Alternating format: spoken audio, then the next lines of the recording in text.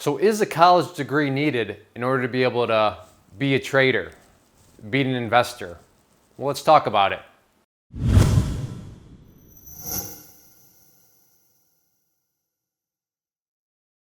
Now, I don't get this question all the time, but I do get it enough where I think it justifies just doing a video on it and kind of destroying one of those myths out there where you have to be highly educated, you need some sort of college degree in order to be a trader, to be an investor. And that's just not true. And I'm gonna walk you through some of the math that you're gonna need to know as a trader. If you wanna get involved in the market, then this is the stuff that you're gonna need to understand. And if I insult your intelligence as I go through it, then that just proves my point that, yeah, you definitely don't need to have some sort of college degree or degree in mathematics or economics or finance or anything like that in order to get involved in the markets. So, and this will just serve also as kind of how the market works in the sense of how to calculate profits, how to calculate losses, and all that good stuff. So let's first start, we have stock ABC. And let's just say that, and by the way, I have my calculator here because, yeah, I'm probably gonna use it just because it's perfectly fine to use a calculator for all this stuff. It's not like that makes you not smart enough or anything. But let's say stock ABC is trading for $15 per share. Now, I have some other beginner videos about what the stock market is, how does it all work. So if this doesn't make any sense to you, I'd encourage you to go watch those. But at this point, I'm assuming you have watched those videos, and I just want to kind of get more so into the math of it. But ABC is trading for $15 a share. Let's say that you want to buy 100 shares. So you want to buy 100 shares.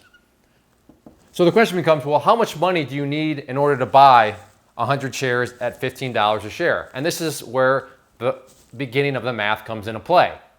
And the answer for that is just you're going to take your desired amount and you're going to multiply that by the price per share. So in our example here, the desired amount is what? You want 100 shares. And how much is the shares? I said it was $15. So 100 times 15 equals, you would need $1,500 in your account. If you're thinking, wow, I'm going to turn off the video now, that probably is, I'm already proving the point. The math, this is multiplication. We learned this in what, like elementary school? 3rd grade, 4th grade, something like that. That's just basic math, but that's one of the calculations. If you want to figure out how much money do you need to buy something, that's the formula right there. Now, what about calculating profits? So we're going to say that you did indeed buy 100 shares. So you now own 100 shares. And let's say that the $15 stock, for whatever reason, it rises up to $18. Okay. All right. So in other words, well, okay, what does that mean for me? Well, this is how you're actually going to be making money in the markets. And this is how you would calculate that. So if you can follow me fully on how this is all calculated, then hey, you definitely don't need a college degree. So let's figure out, well, how much did the share price rise? So again, not trying to insult anyone's intelligence here, but the share price went from 15 to 18. So in order to find that difference, what do you need to do?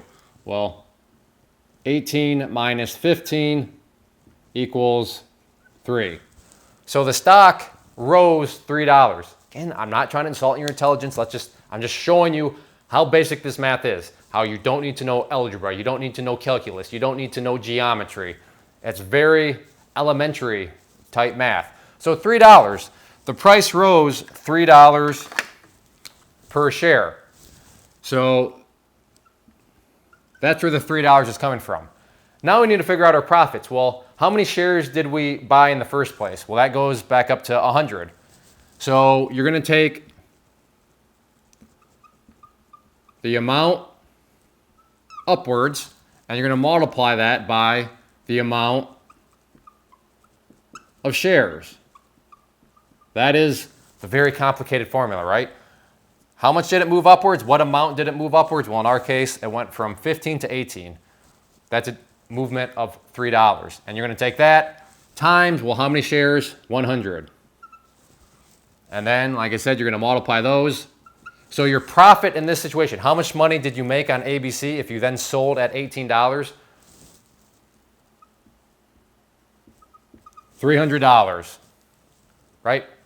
Multiplication. If you don't know how to multiply, if you don't know how to add, subtract, then yeah, you definitely should not be a trader. You definitely should not be an investor. But like I said, I think it's a pretty safe assumption that you know how to do some subtraction and some multiplication. So $300 would be the profit here. Now what about this? Same concept, but let's say that in this case it goes, so it being the shares, they go from $15, but then it goes down to $11. Now, what is the difference here? What amount of movement have the shares made? Like I said, in this case, 15 minus 11. So they've moved $4, but in the downwards direction, right? So in this case, because it went down, you'd want to throw in a little negative sign right there because it went negative $4. It went against you. So 15 down to 11, when things are going down, that's when you would need to put in the negative sign there. So now we hop back up to our formula, but in this case, we're going to have the amount that it went. In this case, it didn't go up, right? So in this case, it didn't go up, it went down. It went down, negative sign, $4.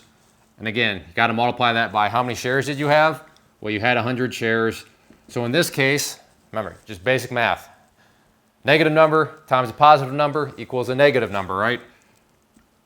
You'd have negative $400, and this would not be a gain, right? This would be a loss because you have the negative sign. Negative signs are not good in the world of trading. When you're buying, you don't want to see negative signs. You want to see upwards movement. So that would be a $400 loss.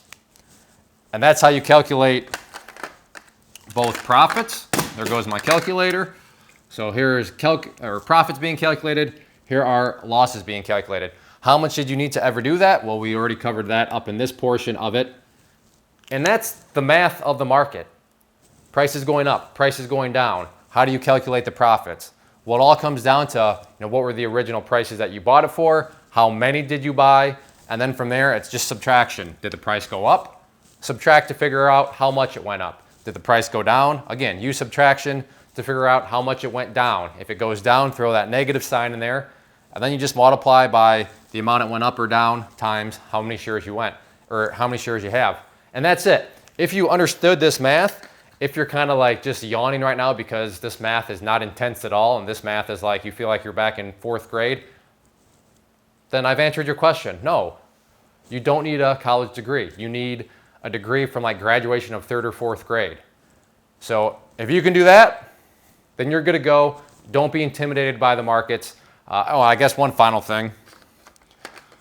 This is what I always tell people. Also, as from a math perspective,